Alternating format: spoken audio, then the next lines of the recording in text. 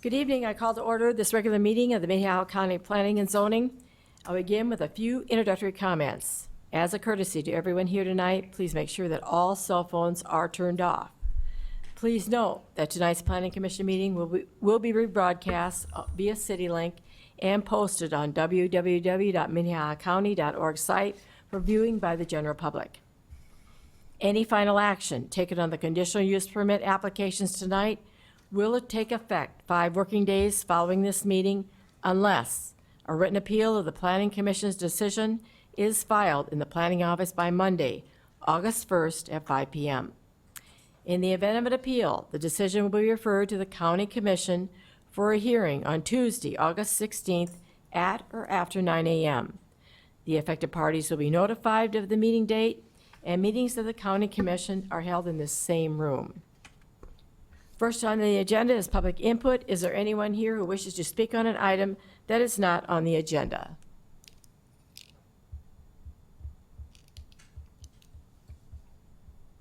At this time, the Planning Commission will consider the consent agenda. Items on the consent agenda are perceived to be non-controversial and meet all of the requirements of the codes and regulations. The consent agenda will be acted on in one motion with no public hearing on the items unless a member of the public, the commission, or staff requests the item be removed from the consent agenda. The minutes from the June 27th meeting are included in the consent agenda. Does any Planning Commission member wish to have an item removed for discussion?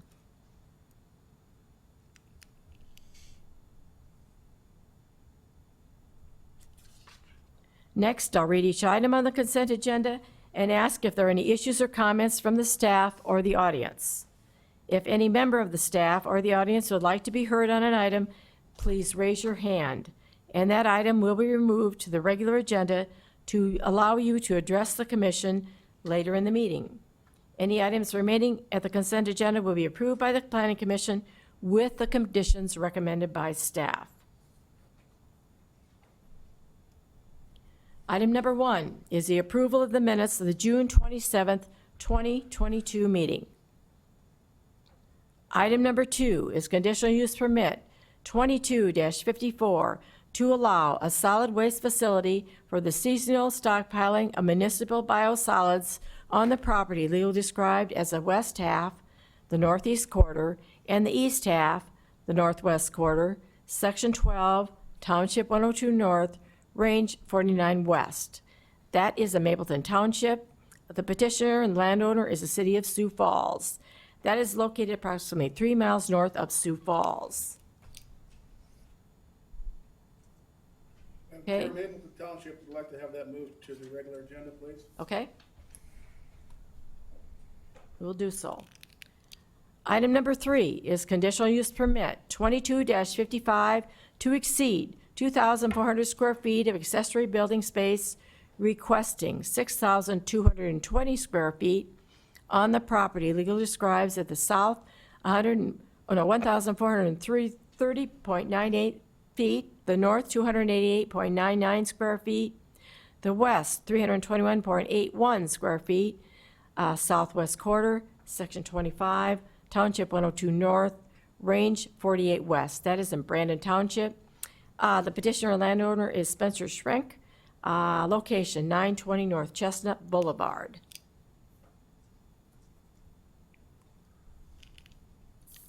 Item number 4 is conditional use permit 22-56 to exceed 2,400 square feet of accessory building space, requesting 4,752 square feet on the property legally described as Tract 1, Romans Edition, Northeast Quarter, Northwest Quarter, and Lot 1, Langdon's 3rd subdivision, all in Section 34, Township 103 North, Range 49 West, Sverdrup Township.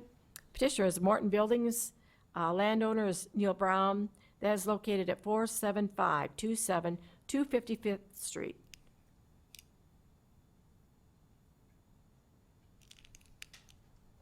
Item number 5 is conditional use permit 22-57 to transfer and make available 5 building eligibilities from the south half, the northeast quarter, there's an exception of RY, and the southeast quarter, northwest quarter, and the northeast quarter, southwest quarter. There's another exception of the east 2 roads, the south 5 roads, and except the south 99 feet, end of exception, and the north half, southeast quarter, another exception, the right-of-way, end of exception, and the east 2 roads, south 5 roads, northeast quarter, southwest quarter, and the east 2 roads, southeast quarter, southwest quarter, to the northeast quarter, the southeast quarter, all in Section 2, Township 102 North, Range 48 West, that is in Brandon Township.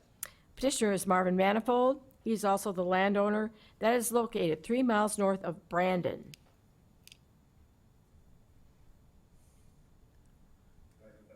All right.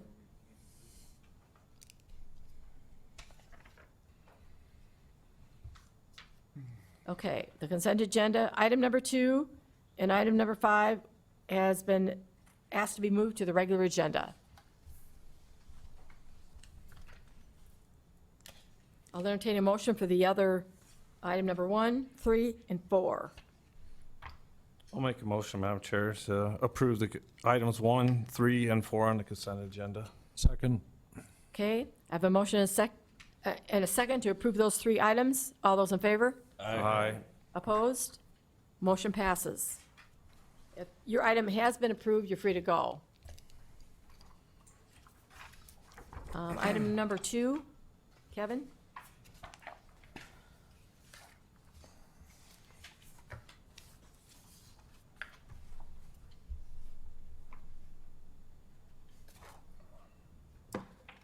Good evening. I am Kevin Hookman from the County Planning Department.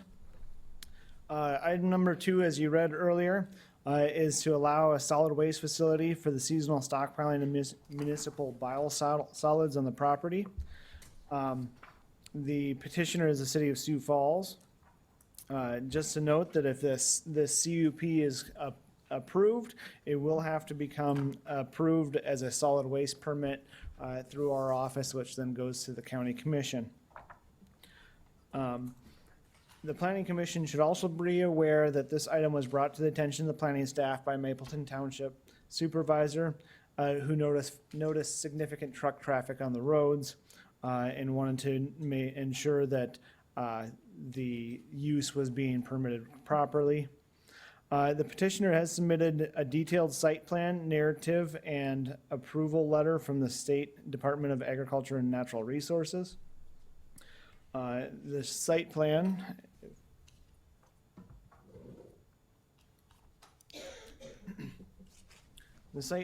shows where biosolids are to be stored in the yellow area.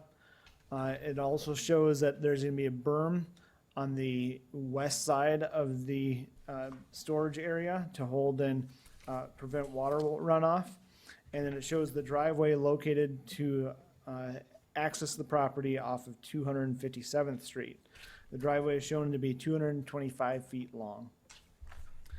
Staff visited the site for a review. Most of the parcel is planted with corn, and the driveway is already started with some rough gravel along the beginning part of the driveway near the road. The proposed storage area is already clear of crops, and the berm is already in place along the large existing tree grove. The nearest dwellings on the site are approximately a quarter mile away.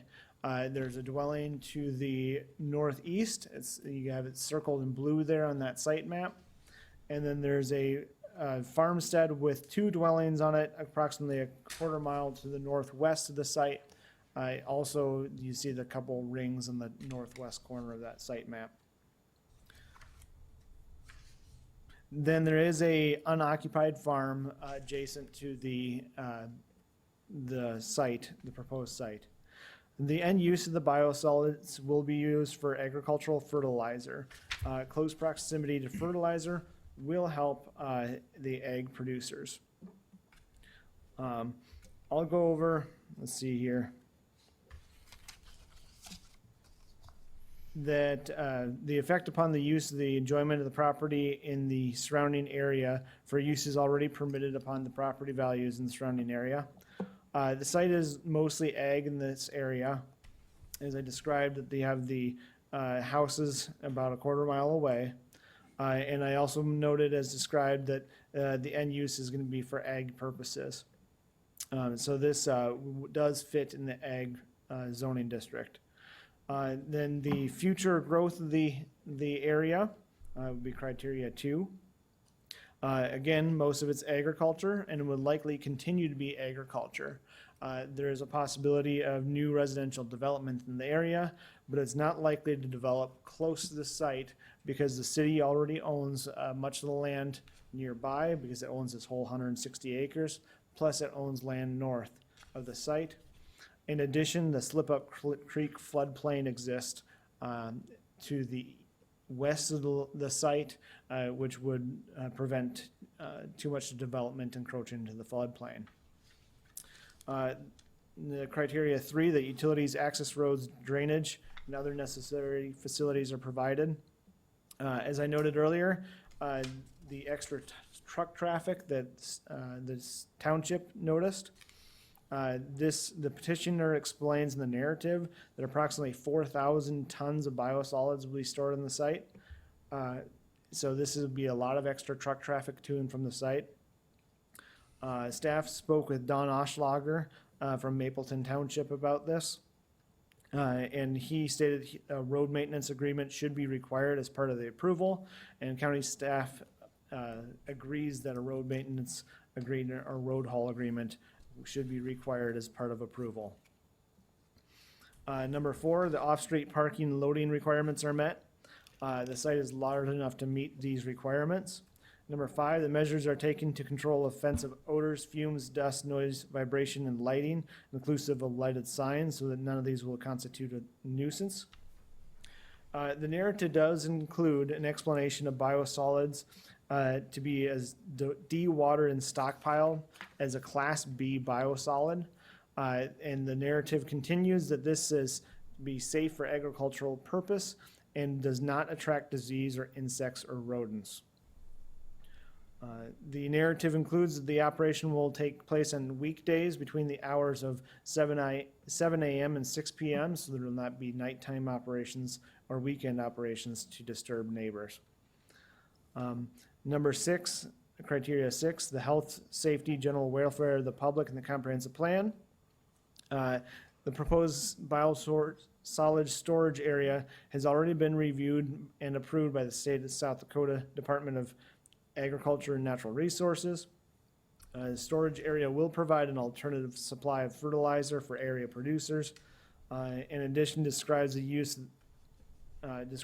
use in an alternative, bringing the biosolids to the landfill, which would be an alternative. Staff is recommending approval with 8 conditions. I'm sure that the city representatives will be here to answer any kind of detailed questions about the product. I'll show you a few photos of the site. There's the entrance to the driveway. You can see the coarse gravel already installed. And there's the large storage area there. It's cleared of crops. It's kind of hard to see because everything's either green or brown, but you can see a ridge in the back there where the berm is located, where the plants kind of raise up off the ground a little bit there.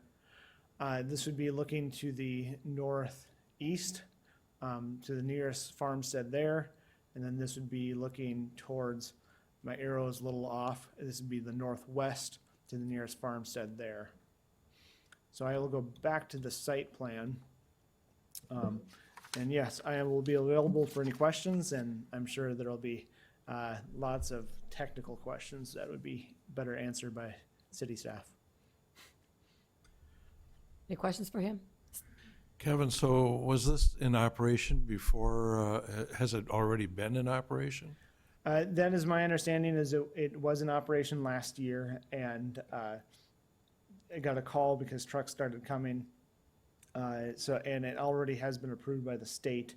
I think it was a couple of years ago the permit was given. Thank you. Madam Chair.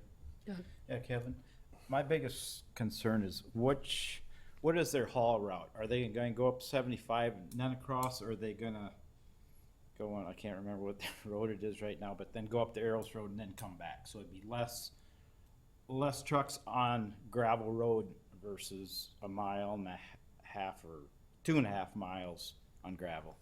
Sure, that would have to be addressed in the haul road agreement. I would assume it's gonna be the less gravel, because there is a, county highway, the Arrows Road, a little bit further than a half mile to the east of this site. And that would probably be the best place to come in and out of. There's also a bridge just to the west of this site that would have to be considered, for any sort of, load requirements on the bridge. Anyone else?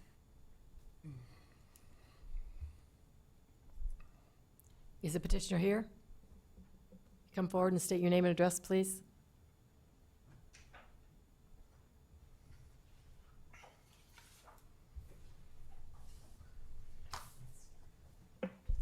Thanks for having us. I'm Mark Perry with the City of Sioux Falls. I'm the wastewater superintendent out at the water reclamation facility. I also have Mark Hierholzer here. He's our operations manager. And Phil Greenwood is our biosolids supervisor in charge of the program. I guess what we originally came here and thought this was going to be just a consent agenda item, and because it was recommended for approval by the planning team, and I think just to add a few more things to what Kevin had presented would be that the city's been doing this since the 1980s. We've been providing free fertilizer with the biosolids to the farmers of Minnehaha County for almost 40 years. We are currently going through some process changes at the plant, and we originally had that as a liquid application, and now we're moving towards a biosolids cake application. With the liquids application, we ran 4 to 5 probably times the amount of vehicles out to the farm fields in the county. We have since changed that so that we can, reduce costs like any business would do, and we're moving towards a cake operation, so to make our system more efficient. And so by doing this, we're setting up a temporary site that's been approved by the state of South Dakota, DANR, who gets their regulations from EPA, and they're just following through with the proper approvals for biosolids application out onto those fields. And so we've taken that liquid process and turned it into a cake process, and we've reduced the number of loads that we're going to take out to the fields. But in the interim, we had a need for this temporary site, and we need that because in the interim we don't have the space to supply and put that where we're processing those cake solids. And so and throughout the year, the farm fields fill up with crops, and so we don't have a place to put those, so we have to store that material for a while until the crops get off the fields, and then we apply it. So that's why we're requesting the use of that temporary site. And over the time frame, it would be our hope and our long-range goal to have enough storage elsewhere, because this actually takes us and we truck it out to that site, and we try to place it there so that it could be distributed out to the farm fields that we have centrally located around that, so it's more efficient. But it would actually be more efficient for us to keep it and just haul it once. So in the future, I see that at some point in time we may not even be utilizing the site, but for now we need to. Otherwise, we don't have a place to put them. And I should just point out, and I'll see if Mark and Phil have anything else to add to that, but The site's, and Kevin alluded to this, the site's been approved by the South Dakota DENR for a storage site. We've taken the runoff control measures. There was a berm in the background that you saw. Some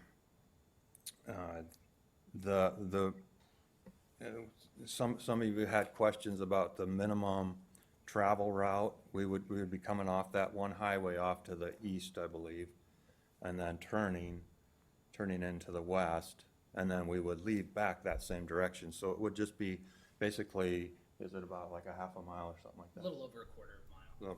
A quarter mile then. And then, and another thing to point out is the material's been treated and gone through a biological process to break that down. And I think Kevin alluded to some of that about our product. Do you have some other things to add, Mark? Yeah, what I would like to add is that we are highly regulated by the federal government, the EPA, and the Department of Agricultural and Natural Resources on how this stuff has to be stabilized. We do very extensive testing on the biosolids as it's going through the stabilization process. These tests are done every day. They're both biological tests and chemistry tests to certify that they are safe for application and compliance with EPA standards for Class B biosolids. So we do take our responsibilities both to the environment, to the farmers, and to the community very seriously. So we know ahead of time if we're going to have an issue with these biosolids, and we remediate those issues immediately before it would even have a chance to leave the plant. So we feel very confident standing before you that this is a very safe, beneficial product for the community, for the county, and for the farmers, particularly in consideration with the escalating cost of fertilizer. This is a free benefit for many farmers that we are giving to them. So it would benefit both us as a city, as Mark alluded to. We're a little cramped for storage on the plant. We're looking to fix that, but as you know, capital projects are extremely expensive. So we have to pace these capital projects out, but we do have them in place and in planning stages to get our long-term storage on the plant site. This is probably just, we're not exactly sure how many years, but we do see it as kind of a short-term horizon for this facility. I have no comments. You guys have covered it. And one other thing that I should add is that last week, our Public Works Director, Mark Cotter, spoke with Don about the road hauling agreement, I believe is what it's called. And basically worked out an agreement with him over the phone and typed that up on an email back to Don. And so that should be fairly well set, and if I understand the road hauling agreements, so that should be straightforward. And that was one of the requests from the items here listed in the recommendations from the planning team here. So I think, do you guys have any questions for us? Jeff? Thank you, Madam Chair. So, fellows, how long have you been using this location? So, you can go ahead. We used this site last year. We got state approval, I believe, in April of 2021 to use this site. We did not realize that this product would fall under the solid waste regulations through the county. Once it was brought to our attention, we did act immediately. So it's just 2 years? 1 year for sure. We began the preparations on the site for this year, had a load hauled out there, and then the notification came to us that we need to get a conditional use permit and a solid waste permit. So Madam nothing has Chair, happened since. Another question. So do you have other locations that you're using at this time? Besides right next to the plant? We have the on-site location, and then since this developed a little bit as a surprise to us, we worked out a emergency site out at our landfill. The downside is that's a one-time deal for us. Landfill is expanding their cells, and they're going to take up the spot that we are currently using. Another reason that we're hesitant for the landfill is it is quite expensive to haul out there. Most of you guys know diesel's well over $5 a gallon in most cases, and our trucks are heavy over-the-road semis that do burn some fuel. Any other questions? Madam Chair. Doug? This is probably a silly one, I kind of know the answer, but just so the general public does. What are your months of operation at this site? Do you, 5 months, 6 months, 7 months, just so the public knows? So for this site, we're going to be using it primarily June through late August. I know Kevin noted that at the end of August, we could have up to 4,000 tons on site. That's not gonna all show up at once. It may only be 3-4 truckloads a day going out to the site, but over time, it will build up. The fall, once crops are harvested, we'll probably have a little bigger push getting material out of the site. So it's not oh, we got a place to put it all, let's haul it all at once and dump it. It's a slow build. As we produce, we need to take it where we can. And just popped in my mind. Is there, once you haul this product out there, over time, is there a shrink to it? There is. As we haul it right now, it's about 80% water. With the summer like we've had this year, the heat and wind, maybe too much wind, but we get it down to roughly 60% water, so that pile does shrink as we go. Yeah. Thank you.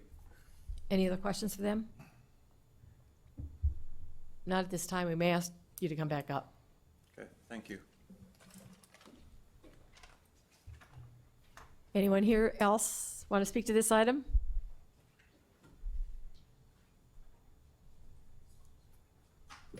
Good evening. Don Oshlarger, Mapleton Township. As you probably all know, the city has a bigger budget than the township does. And Phil was right. I talked to Phil on 7/19. I talked to Mark Cotter on the 21st. Talked to Ryan Johnson on the 22nd. We have a great working relationship with the city of Sioux Falls. I'm here tonight not wanting to risk that relationship, but I'm also here to protect the best interest of the taxpayers of Mapleton Township. So this site was used last year, as they said. They came in from where they said they would, Arrows Road, into the site. They traveled approximately 3 miles of Mapleton Township gravel to distribute this product, to spread it on the fields. I called Phil and I called Kevin, and they said, we're almost done. Perfect. We like that. You're almost done.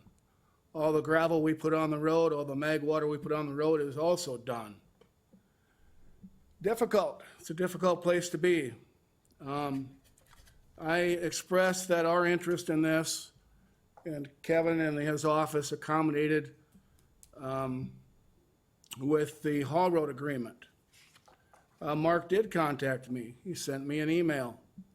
He had some items listed there. I took it to our attorney. I don't think an email would be suffice from Mapleton Township to the city of Sioux Falls. Therefore, there will be a haul road agreement. It won't be an email. But it's something to get it started. Then I started to get calls from the neighbors out there. And we started to play what if and what about. And there's all things that I don't know much about. Biosolids, storage. Kind of an inquisitive kind of guy, started looking into it, there's quite a packet from the state of South Dakota, a lot of rules you have to follow. I called a guy today because I looked through this thing and I looked at the permits, and I called Kevin, and I asked Kevin, how many of you people got this packet? How many of you looked at this application? How many of you would understand what this is? I trust Kevin and I trust his office, and I think they do a great job. But I looked at some things here that come up that I said wasn't really any of my business as a township board supervisor, but maybe it's my business as a concerned citizen. The product cannot be spread on an organic farm. The product cannot be stored over an aquifer. City owns a lot of land in Mapleton Township, lots of land. They don't pay taxes. You guys don't get taxes, we don't get taxes, school district doesn't get taxes. 160 acres, I was notified on this same 160 acres 3 years ago about driveway permits because they have some building eligibilities here. They might sell it, put it back on the tax rolls. I'm going, yes, fantastic. Instead, we're storing biosolids on it. The 100-year floodplain is 480 feet from the berm. I don't know how good the berm is. I didn't build the berm. I don't do that stuff. I think it's a concern. I think it's something that needs to be looked at. Again, this is something that I agreed not to talk about, but because the phone rang off the hook this weekend about this, I have to address it. There are some citizens here that may or may not choose to speak. 400 tons, you guys can do the math, 400 tons in. I just heard there's some shrinks, so maybe there's not 400 tons out. So there's a permit application, and the gentleman at the South Dakota DENR, Raul Vasquez, said that the attached approval letter for your proposed biosolids site, there's nothing I can see that would require you to do any additional testing. I called Raul today. I said, do you know how many tons of biosolids are going to be on that site? He said, no, not really. I said, well, you approved the permit. Well, I don't remember that. I gave him the permit number. I asked him to look it up. It's a lot of biosolids. If they're not safe to put on an organic field, I don't know that there's that safe to be 480 feet from Slip Up Creek Road either. Mapleton Township is going to have a pretty stiff road haul agreement to work with this. And again, we have a great relationship with the city. They're good to us. The county's good to us. It's three governments that have to make this work. But their budget's a heck of a lot bigger than mine. I would encourage them to sell the land, build a concrete bunker on site. They got 160 acres there. They got 160 acres across the road. They got thousands of acres in the township. Slip Up Creek, that project, if any of you know what that was about, that's not going to happen anymore. They were going to dam that up, and that was going to be a water source, but they have Lewis and Clark now, so the land that is east of Highway 115 that the city owns is no longer necessary unless we're going to haul and store biosolids on it at the expense of Mapleton Township taxpayers. It's fertilizer, I understand that. It's agriculture. I come from agriculture, I understand that as well. We looked at something similar to this not long ago. I was here. Mr. Gacky wanted to store some lime. Funny thing is, it was the same road, other end. Lime's a heck of a lot safer than this is. Haul road agreement was going to be put in place there too. Not really my position to talk about safety here. 500 feet, you have to be notified for something like this. So just think, if they would have picked another site, and there's nobody within 500 feet, nobody would be here. I don't think 500 feet's a big enough region to notify people, because anybody that's downstream of Slip Up Creek probably could be the recipient of whatever biosolid runoff there is. They went up there to prepare the site this year, and they had to drag the biosolids out of the trees because of the runoff.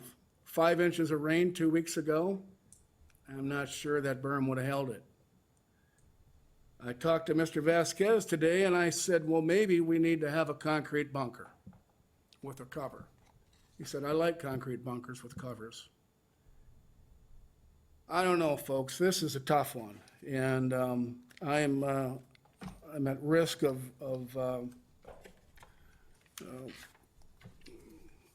ruining a relationship. I hope not, with the city of Sioux Falls and Mapleton Township. I think there's three governments here, and I think all three governments need to work together to make this work. And I don't know how you make it work. The haul road permit, I don't have a copy. Our attorney, Dean Hammer, was going to provide that. I haven't gotten it yet. I was going to present that to them. There's also some conditions that were on the permit, but I don't know what the conditions were. I don't know, Kevin, did you look into that at all? So the permit,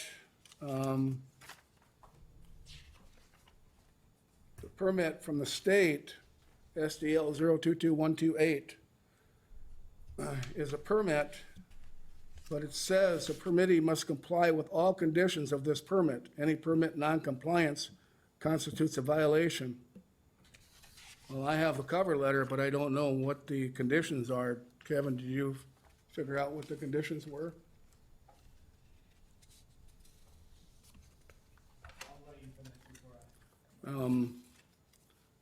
If not, I think we should know what the state conditions are before we approve it through the county, but perhaps that's been done.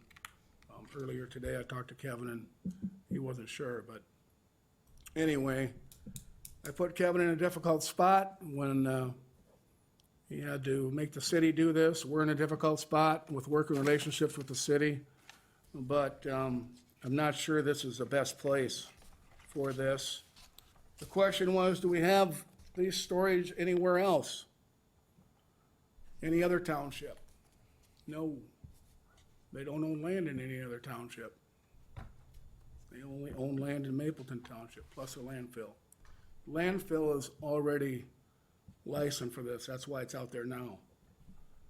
So, they've got some land on 258, that's a Blacktop County road.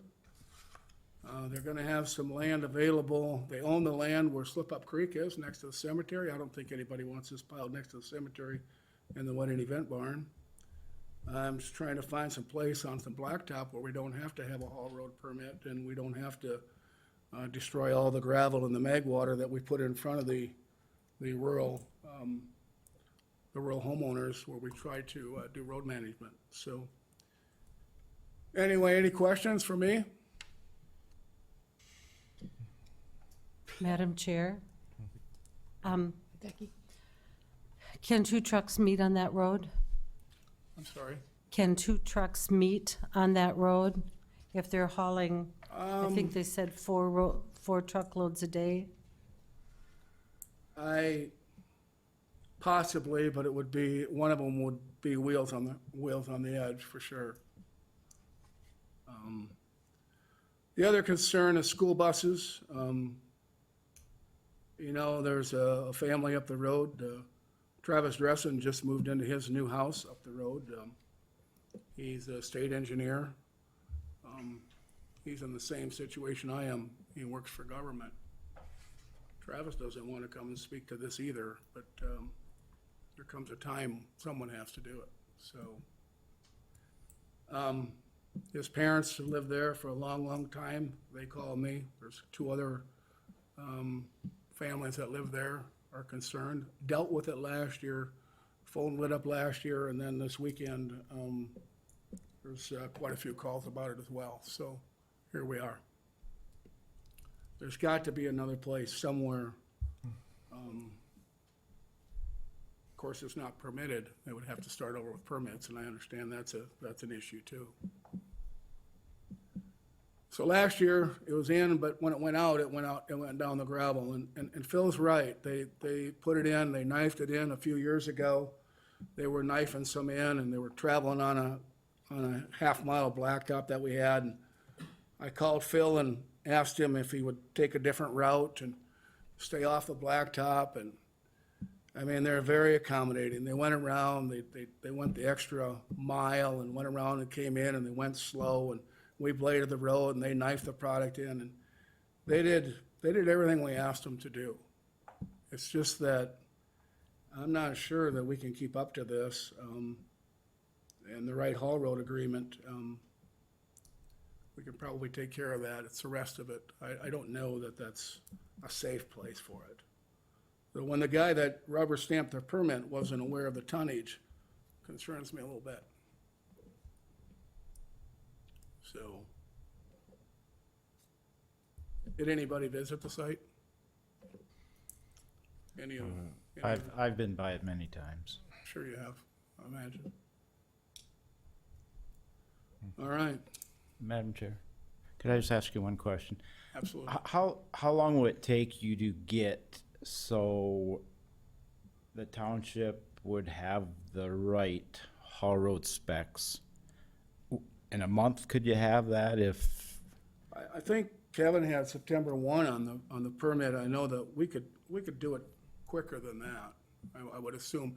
I was going to get some samples from our attorney who had done them for other people, so he had some samples that we were gonna work. And then we could take and tweak them to meet something that the city could agree to and something that we could agree to as well. So, yeah, it could be done. and I get the part where you mentioned about the school buses, but school will be out pretty much the whole time that they're gonna be driving on this. Yeah, through June to September. Yeah, so that would alleviate a lot with the school buses. Yeah, I don't know when they'll be done, but that may be just a short overlap, wouldn't be much. 6 in the morning till, what are they, 7 in the morning till 6 at night? Was that the permit? Doesn't matter, but, so, Mr. Gacky couldn't do line, but the city of Sioux Falls can do bio. I don't know, doesn't seem right, guys. Jeff, did you have a comment? Couple of questions. Don, you're a wonderful speaker, by the way, and I don't know why, after all these years, you're not a county commissioner instead of me. What would you like us to do? I certainly share some of your concerns on this. Could the city pay some additionally towards the maintenance on the road, up to perhaps even paving it? And as far as the state being a rubber stamp, I have that concern also. I mean, I don't see the state enforcing any rules on any kind of pollution in this state. You know, we put in a new cheese plant that dumps in, you know, nitrates into the water system, and what does the state do? They, you know, I think they fined Smithfield a couple of times, but probably not at the level of what Smithfield dumps in the river. Anyway, what would you like us to do? Jeff, I think we can, I think the main concern for us, and what I also have told the city, is for us, it's the haul road. And I believe that we can work that out with a haul road agreement. And I know that with the city letting us know we're going to be hauling from this window to this window, we will automatically be doing additional blading. I mean, it's a haul road agreement that we have to do to maintain and keep that road in good condition. It's gonna take gravel. That's basically for us, Jeff, what we need, and that's in there. The rest of it was concerned citizens. The rest of it is, that I talked about, was things that I didn't even talk about with the city, because I felt that it had been taken care of already. I figured if they got the permits, we're good to go, but, you know, reading through the permits, I'm just not completely satisfied with them either, but that's, you know, it's not my dog to chase, so. You know, you're right, Jeff. True Shrimp was gonna build a plant in Laverne, Minnesota. They couldn't clean up the water. They couldn't get the salt out of it, so South Dakota said, bring it to Madison, we'll let you build it here. Can't get the water clean enough for Minnesota, but we can put it in the Sioux River. I don't know, it's just frustrating, but that's not why I'm here as a township board supervisor. I'm here I got roads and fire on my mind, so, Thank you.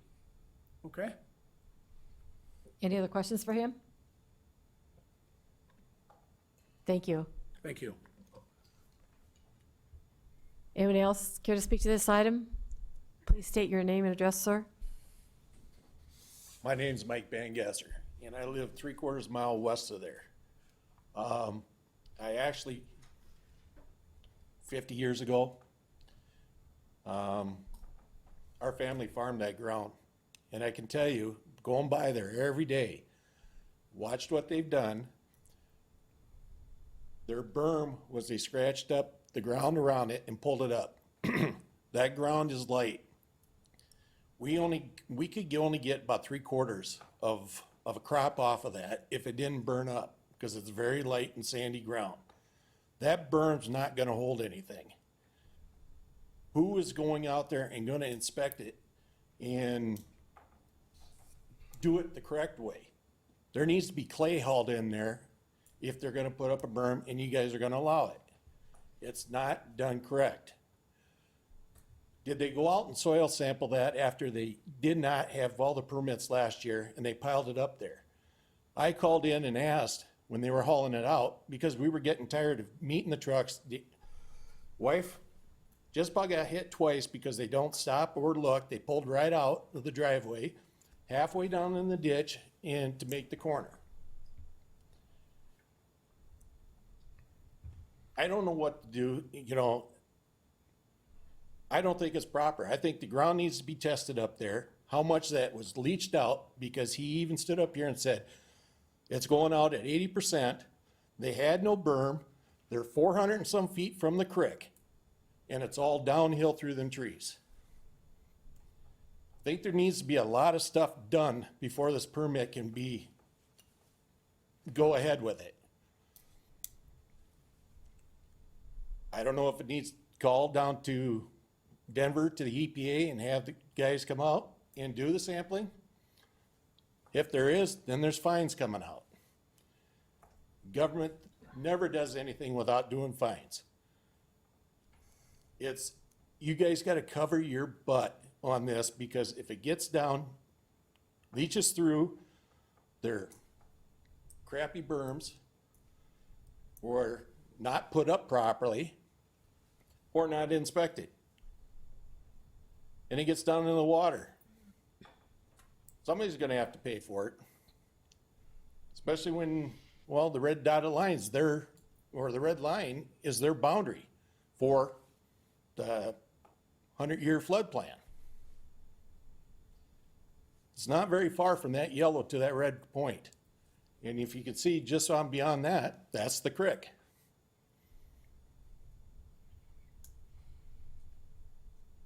I honestly think that something needs to be looked at. More tests need to be done. They just can't go and say, well, we're gonna throw up some dirt and dump this crap out there. It's free fertilizer. No, there's expense somewhere down the road all the time when somebody says it's free. Got any questions? Any questions for him? Thank you. Anyone else care to address this item?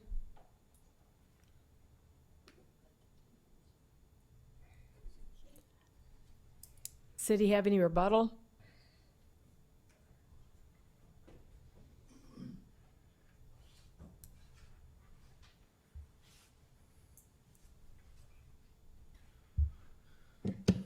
First off, I'd like to thank everybody to come out and express their concerns. We did talk to several of the neighbors. Kevin did give us a list of the people that were within the 500 feet. We also got a name of some renters and stuff and discussed this with them. I apologize, we didn't get to everybody. So to answer a few of the questions that were brought up, in 2021, there was traffic that did go to the west. The reason for this is we had a application site that was to the west. Shortest route wins.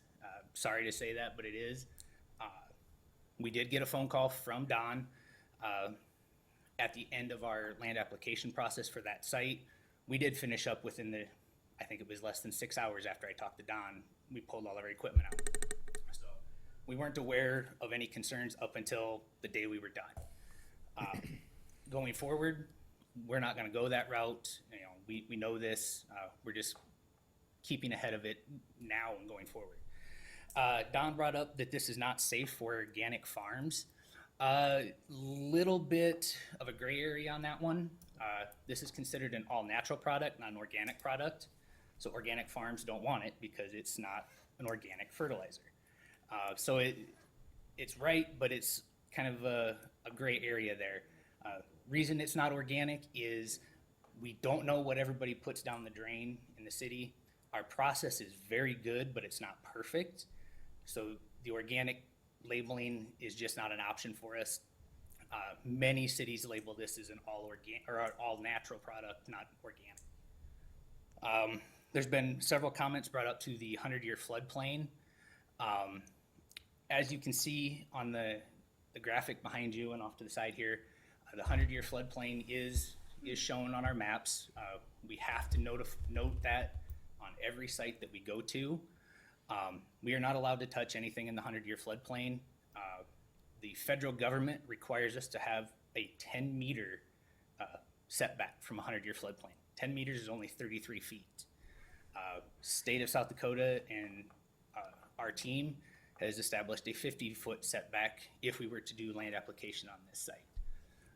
We go above and beyond on all federal and state regulations to maximize the safety of this product.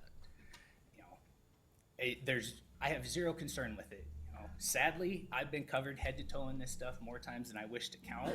I'm still here to talk to you. I have no health conditions that I'm currently aware of.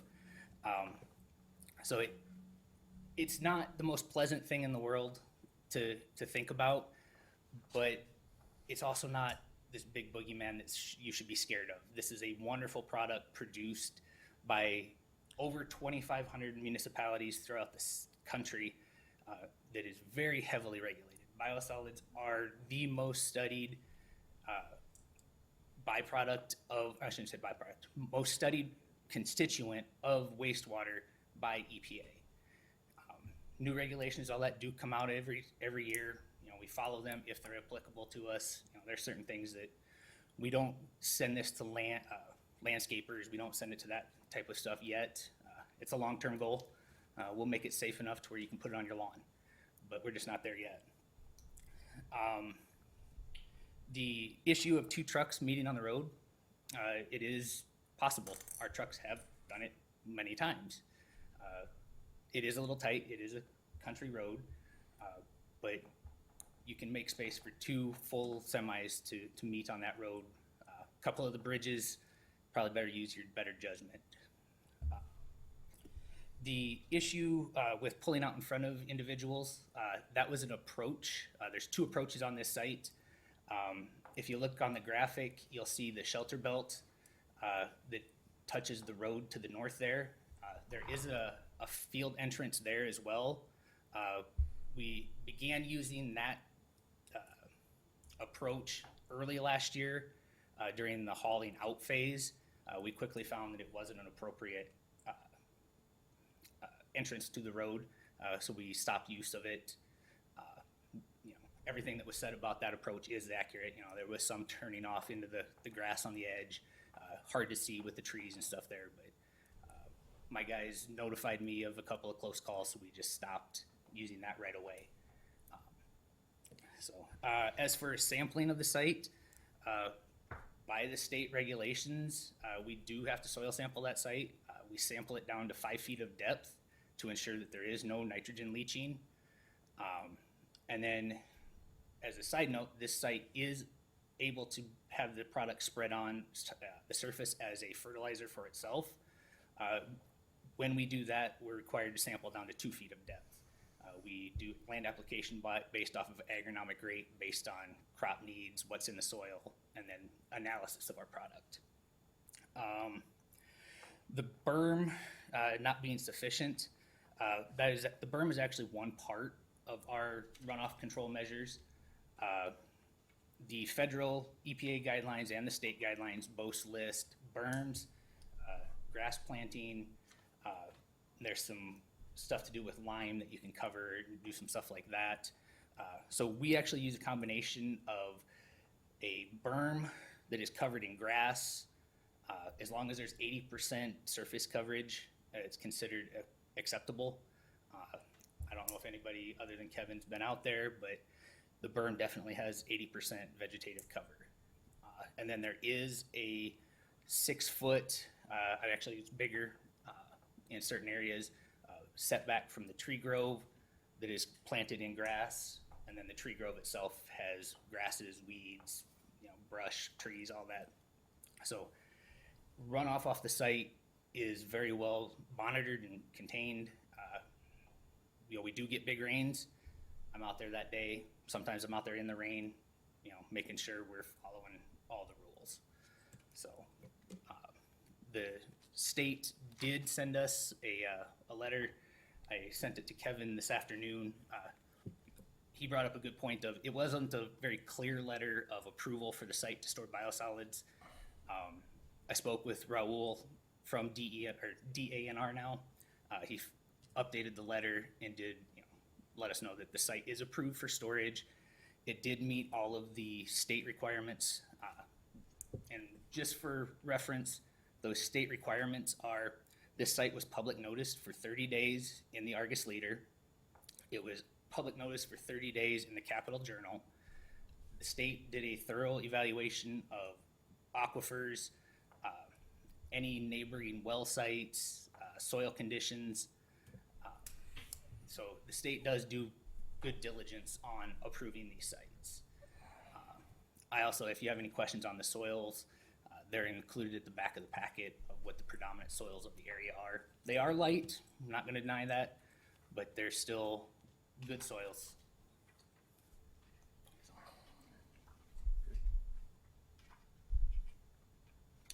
Madam Chair. Any other questions for Doug? Would you object, or maybe it's covered in the fine print of all the regulations, but how about a monitoring well? I mean, just before, just so you can cover your tail. I mean, you know what the water would be like pre-dumping, and then throughout the year you could sample it. I'm gonna defer to you on that one. I guess I wouldn't recommend that. A monitoring well is only one spot, and that's all it's gonna sample. If you were gonna do that, you'd wanna probably put several of them out there, and that's, the state's already got regulations on it, and I would go with what they have to provide. Okay, I I'm guess, just I asking. mean, that would just be my recommendation. Okay, it's just a question I had. So, yeah, I get where you're coming. Anyone else have any questions for them? Jeff? So at this point, do we have a signed road agreement with the township? I mean, on paper? Okay. No, we don't. That's something that Kevin put in his, report, that we would be required to get, not us, but I think the way I understand the process is the county would put that together, and then we would look at it, and it'd go back and forth between. How long would it take? It's required in their recommendations to have that done by September 15th, is that correct? Not by August 1st? I mean, really, how hard can it be to come to this kind of agreement?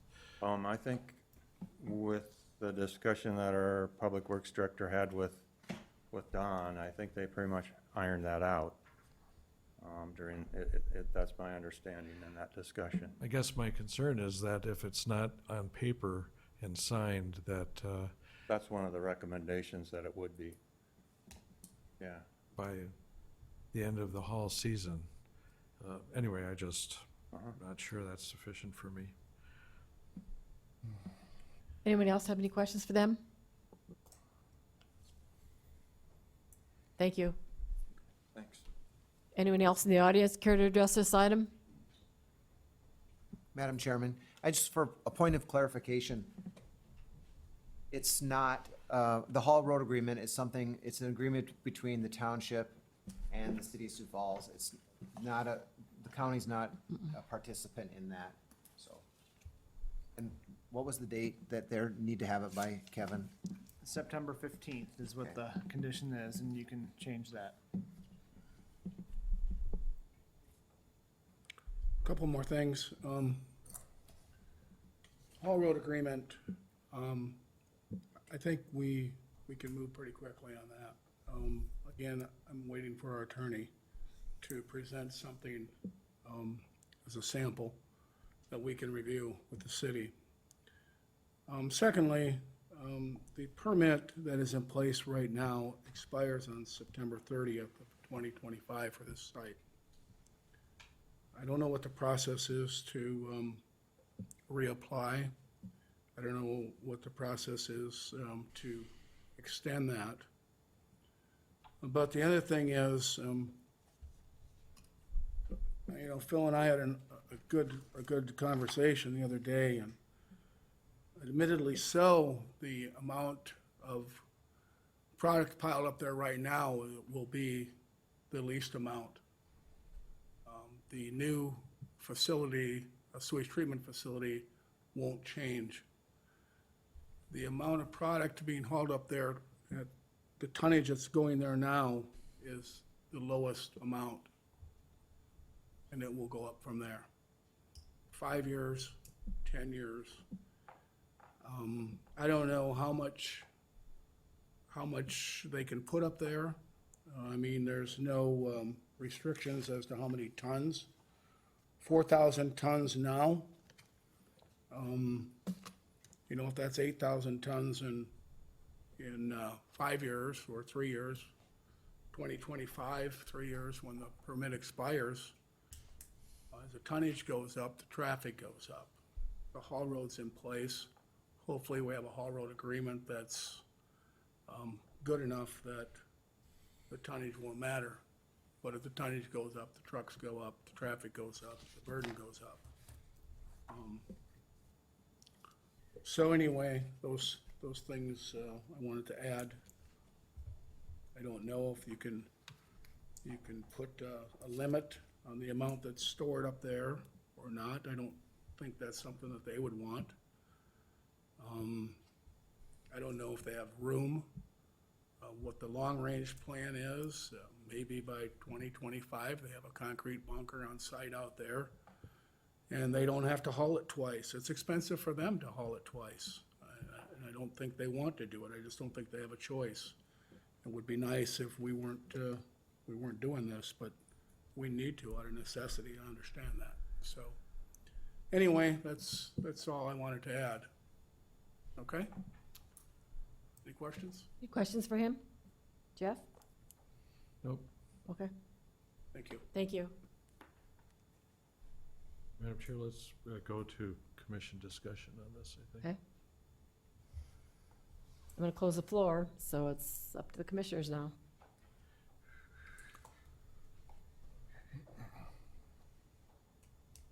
Kevin, do you have any other recommendations? Do you want to, is there an item that will cause a haul road agreement to happen before they finish hauling up there?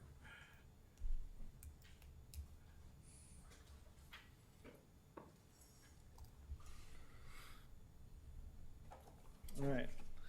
So I'll bring up in the staff report, there are 8 conditions for approval. Specifically dealing with the haul road is condition number 5, that a haul road agreement must be obtained with Mapleton Township on or before September 15th, 2020. The haul road agreement must be maintained while operation exists on the property. We can change that date to kind of any time suitable. If we want to put that by August 15th, we could do that. Or even have this part of the agreement must be in place before hauling starts and just leave it open. And they can't haul anything out there until the agreement's in place. So if the agreement is signed tomorrow, they can haul the next day. Thank you.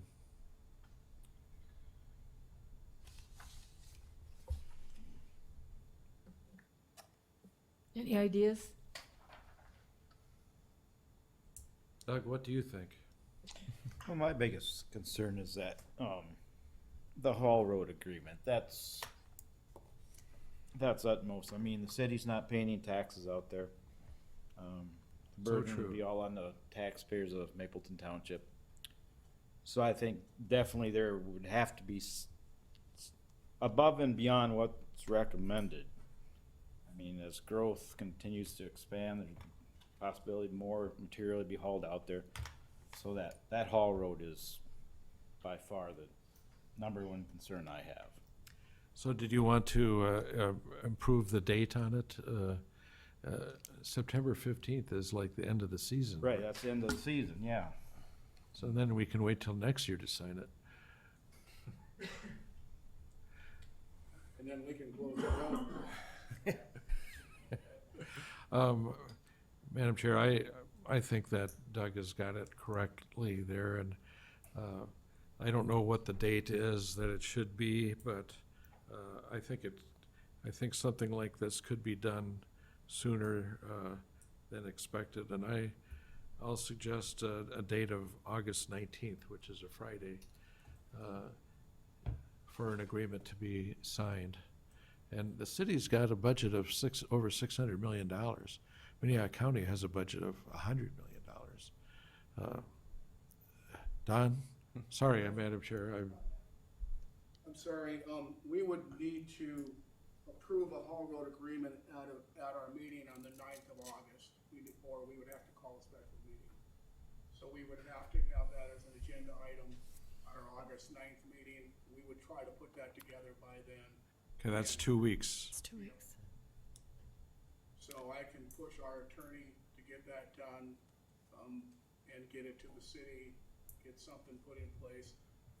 If we don't get it approved at that meeting, it would roll over to the September meeting or call a special meeting. We can't sign an agreement like that without having an agenda item on our township agenda.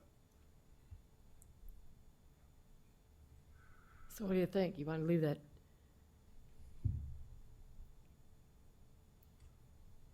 The date you suggested, they'd have to almost have a special meeting. Well, unless they approved it on the 9th and Yeah, had it if you can signed get by, the information the together 19th. with your attorney. I I don't guess like the fact that you don't have an agreement at all, okay? That's just me. I've sat on a township board and I know how that works. It's not great, folks, because one person says this thing, says this way, and township board says this way, but you don't have anything concrete because there's no agreement been drawn at all. Well, my position as township board supervisor is to leave the township better than I found it. And when the gentlemen are all in the room, it's perfect. Come forward, Don. Thanks, Don. When, as I was saying, when the gentlemen are in the room, a gentleman agreement is fine. But when there's different supervisors there, and these gentlemen no longer sit in their positions, Mr. Cotter's gone, then that agreement is no good. And so we need to have this as a whole agreement. It needs to be put in place, it needs to be filed, it needs to be on record. So we can work hard to get it done and get it approved by that meeting. That would meet or exceed the date that you said, Jeff. I mean, no later than, if you want to move on that. That would be our goal, so we don't have to call a special meeting. We would try to get it put together, and I think we can do that. So I will make a motion to add the condition August 19th with a, if an agreement isn't made, then they need to shut the operation down till they come back to us. That was your motion, Jeff? That's my motion. Okay, I'll second that. Okay? Any further discussion? Otherwise, all those in favor? Aye. Aye. Opposed? Motion passes. With that additional condition, I would make a motion to approve this CUP. And I'll second that. Okay, I have a motion and second to approve the conditional use permit 22-54. Any further discussion? All those in favor? Aye. Opposed? Motion passes. Okay, we'll move on to item number 5. Scott?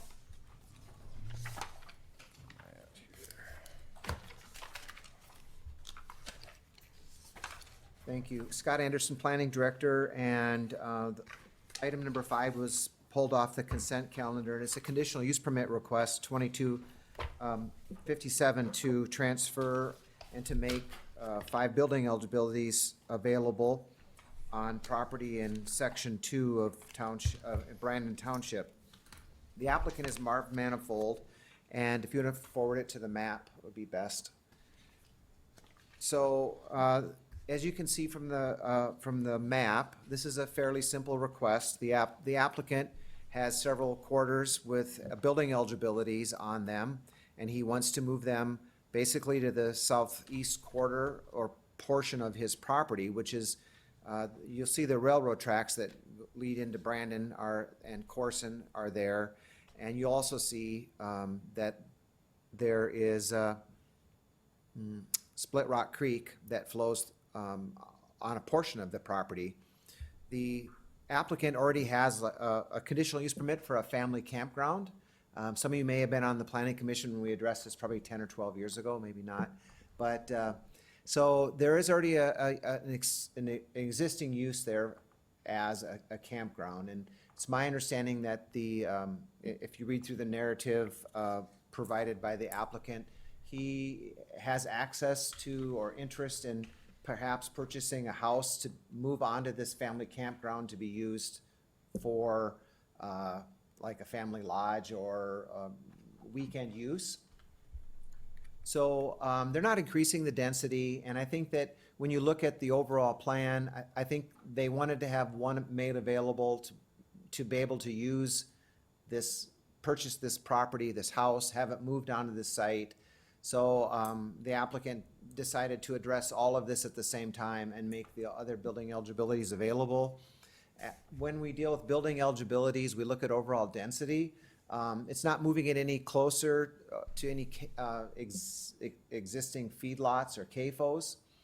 It is moving them closer to the gravel road, 257th, which is really the only access to these parcels, which is off of 257th. So with that being said, we're recommending approval of the request with two conditions: that a right to farm notice be filed prior to the issuance of a building permit for that single-family dwelling, and that the applicant have the approval of Brandon Township for any new approaches that are constructed. There is already an existing approach, which he has approved through the Brandon Township, but if any new approaches are constructed, he would need to get approval from the township. I'd be glad to show you some pictures. Right now, this is looking up onto the property where the building eligibilities are located. If you continue to scroll down there, you'll see this is the access road. You can see the creek, and off to the distance, you can see the existing family campground, and I think I might have a shot closer of the family campground. This is the Split Rock Creek, and keep on going. I think that's it. So, but it does show this is where they're locating the building eligibilities. The applicant is here. I'll be glad to answer any questions you have. Madam Chair, Doug? just clarify for the audience, it's out of the floodplain, this site? So part of the property, of course, is in the floodplain. Right, I see that, yeah. But that would actually be addressed when they applied for the conditional, for the building permit. Okay. We would then verify on the site plan that they submit that the structure that they're relocating or building would be out of the floodplain, or they would have to obtain a floodplain development permit. But typically, we try to get people out of the floodplain. Okay, thanks. Any other questions for him? Is the petitioner here? Will you please step forward, state your name and address? Marvin Manifold. I live at 2600 South 6 Mile Road, Sioux Falls. We have a lot of development in our area, so I'm considering moving up there, using it as a summer home. And only want to use one eligibility. I have no plans on selling or doing anything with the other ones. I had the opportunity to buy a house, but I think I like my house on Highway 11 a lot better, so I'm gonna hopefully move that up there. Any questions for him? Not at this time. Thank you. Yep. There was someone that wanted this moved to, will you step forward, sir, and state your name and address and your concern?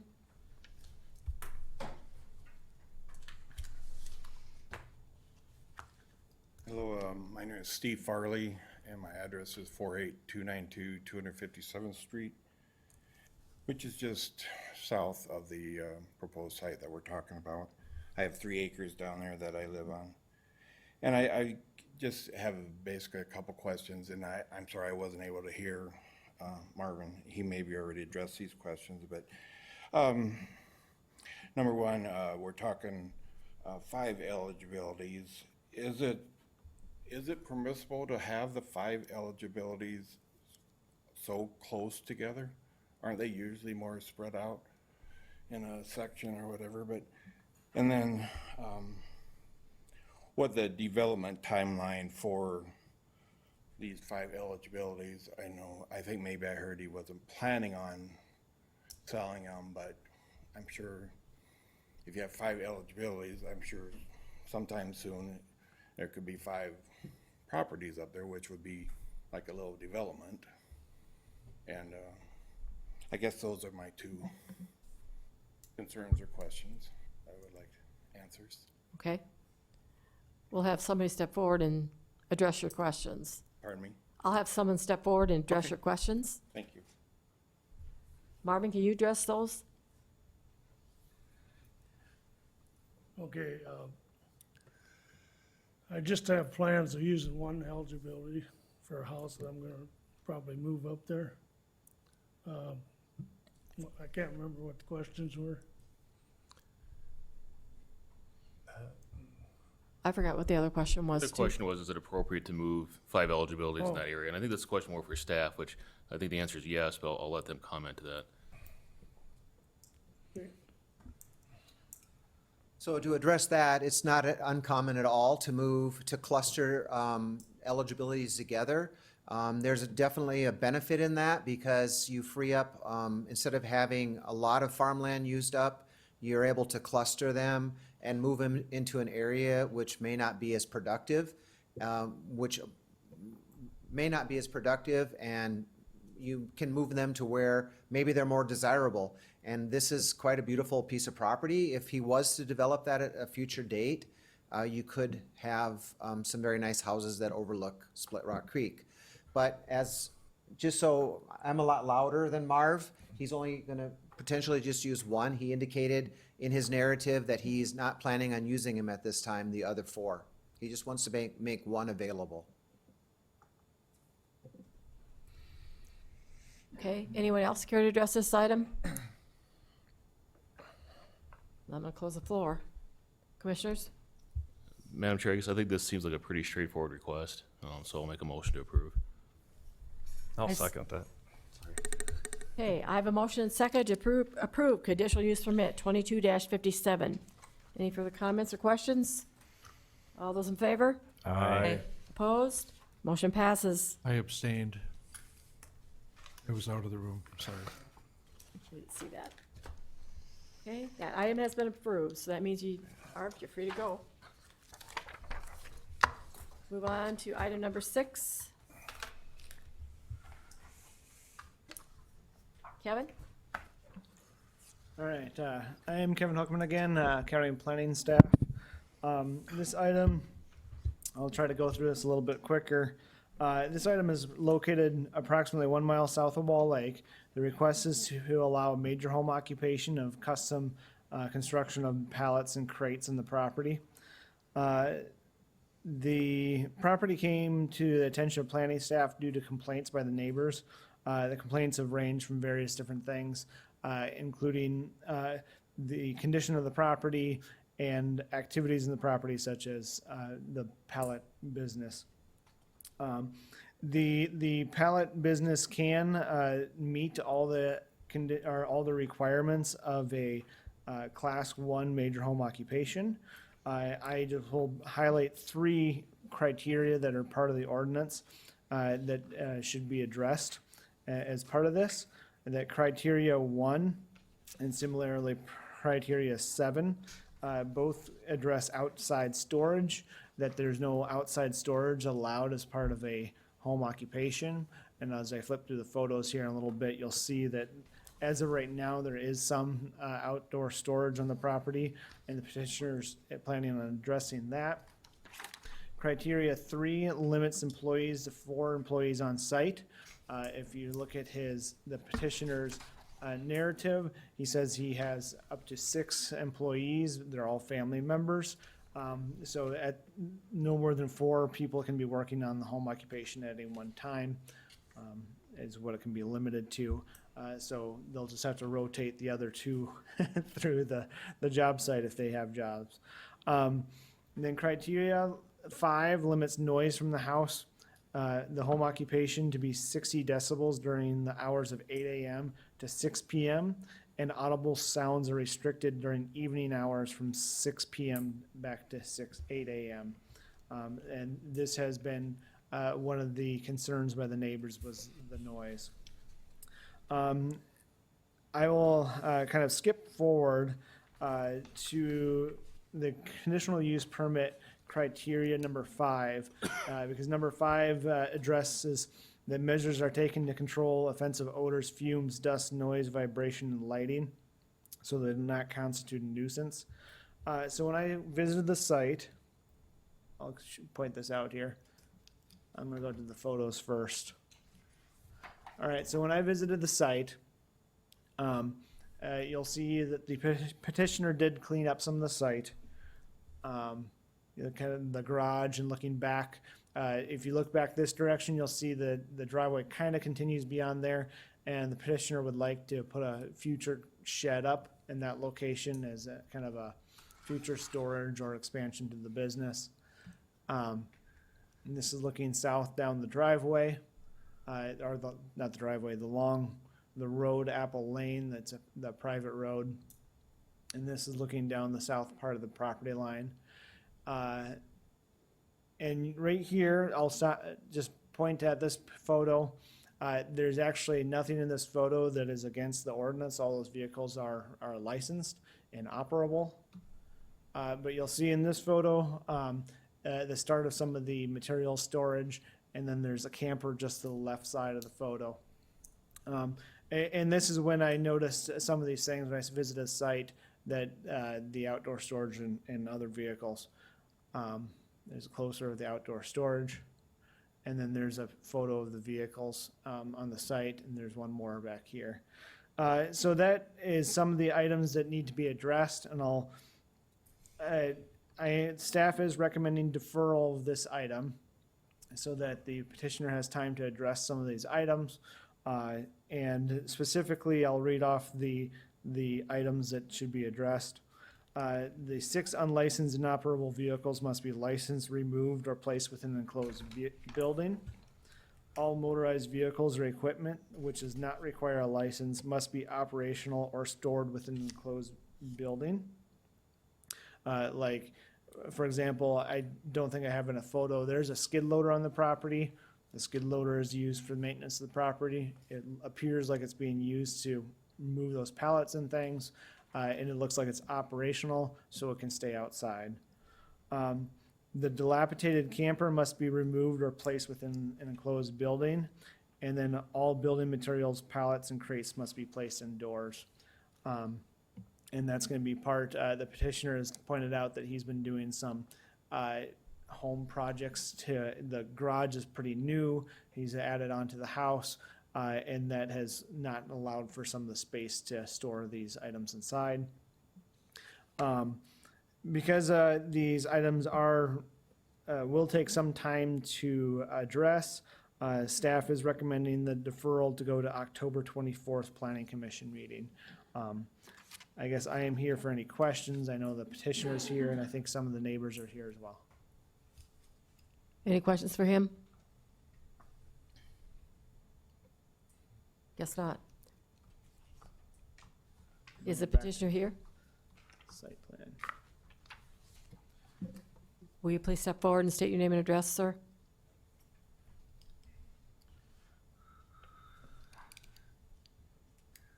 Hi, my name is Tanner Hilger. Our address 26680 Apple Lane, Hartford.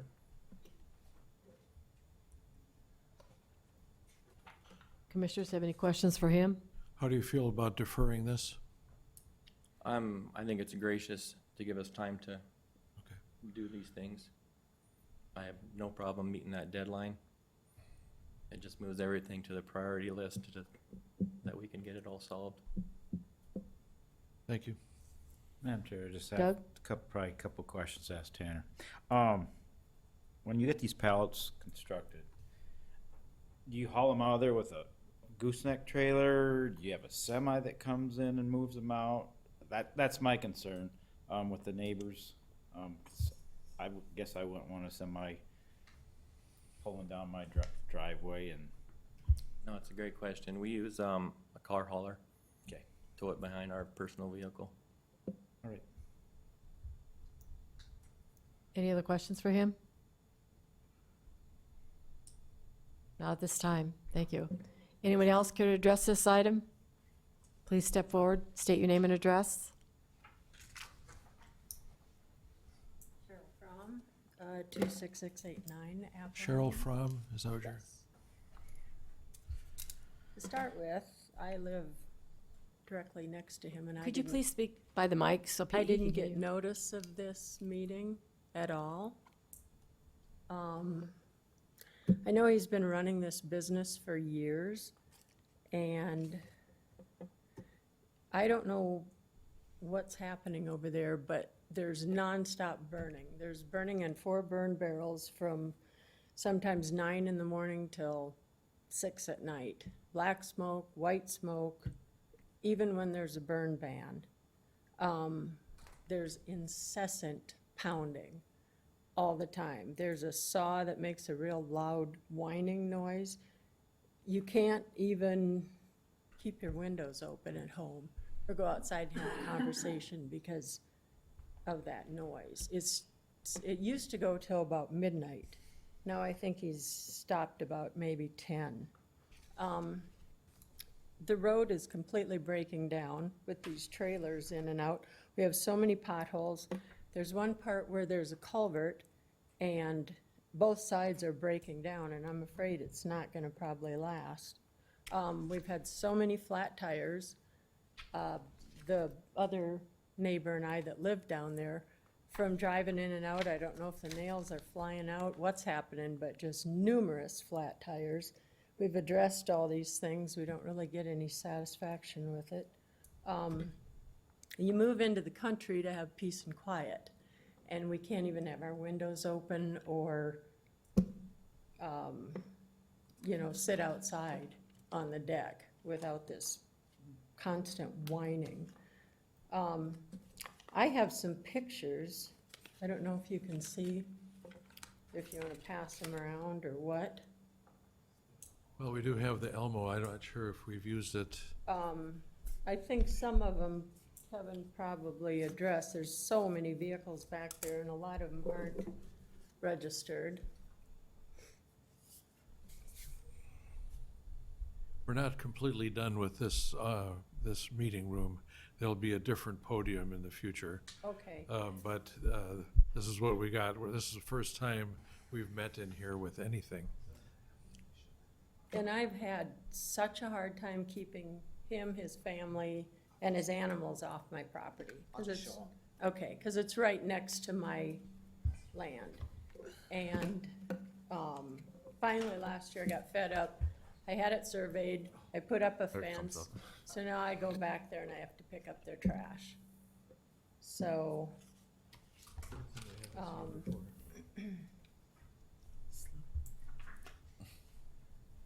I would think this would be better if he would rent a storage unit or something and give us our peace and quiet, because that property is an eyesore now. All those, the kids came over one time and told me as soon as the lights go off in the house, there's as many as 16 mousetraps snapping. So I would think all that junk in the backyard would be a health hazard.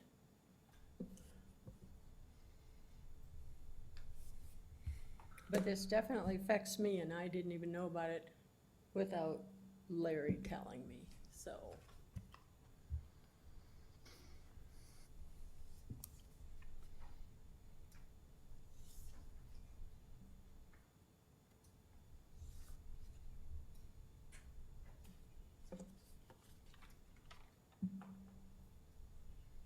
And you know, the driving is,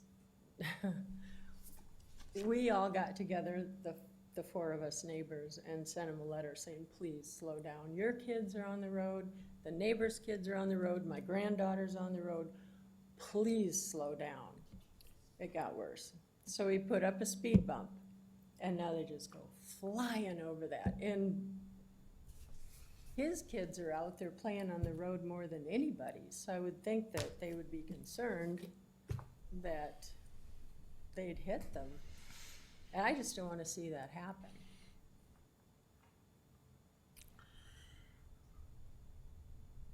Sure.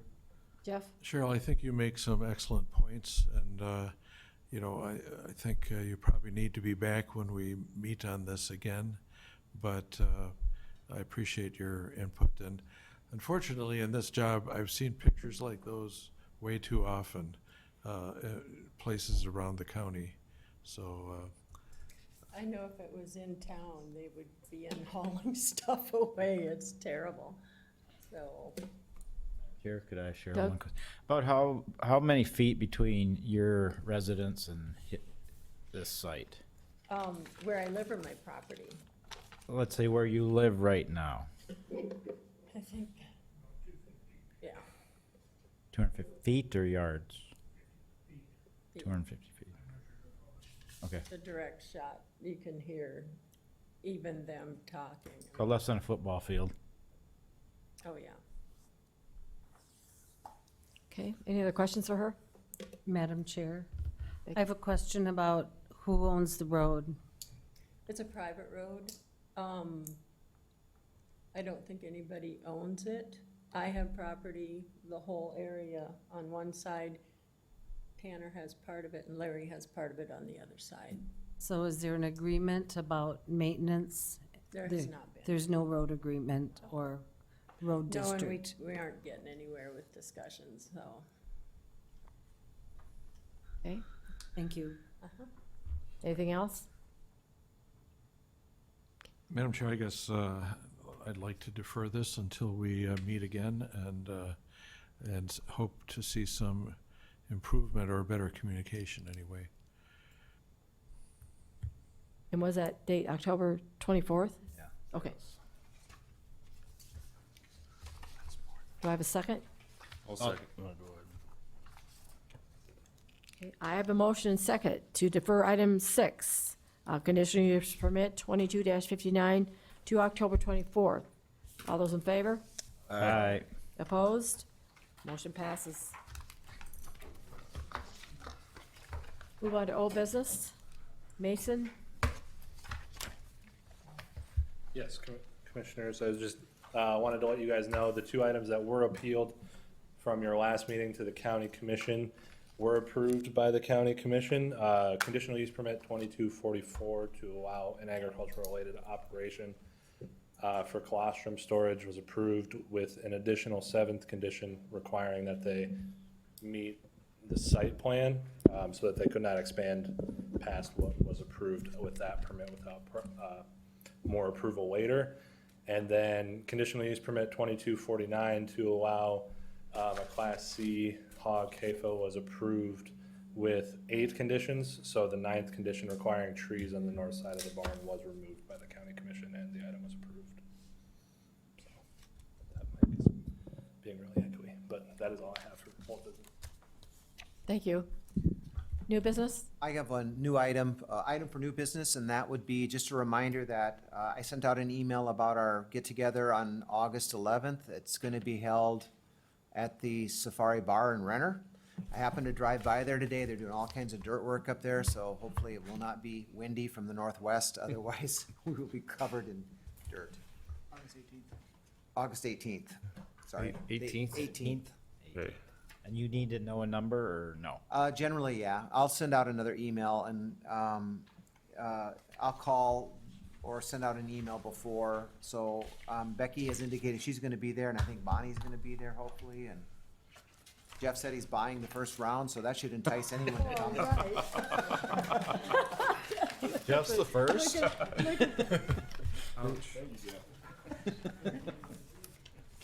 That's all. As it is. Move adjournment. Or adjourn. We've already discussed that item, and it's been deferred. You can maybe refer it to. Move adjournment. Second. All those in favor? Aye. Opposed? We're adjourned. Thank you, everyone. Jeepers, we beat 9 o'clock.